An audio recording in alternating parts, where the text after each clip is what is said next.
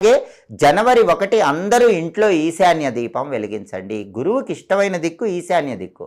కాబట్టి అందరూ స్నానం చేశాక ఏ పూజలు చేయలేకపోయినా హాల్లో ఈశాన్యం మూల ఒక చిన్న పీట ఉంచి పసుపు రాసి కుంకుమ బొట్లు పెట్టి ఆ పీట మీద బియ్యం పిండితో ముగ్గు వేసి ప్రమిదలో ఆవు నెయ్యి పోసి 3 ఒత్తులు విడిగా వేసి దీపం పెట్టండి. దీన్ని ఈశాన్య దీపం అంటారు.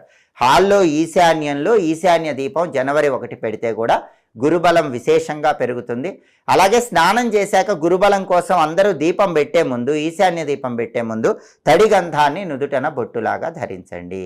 అలాగే దానాలు ఇచ్చుకునే వాళ్ళు జనవరి 1 ఇవ్వవలసిన దానం శనగల దానం. శనగల దానం అద్భుతమైన ఫలితాలు ఇస్తుంది.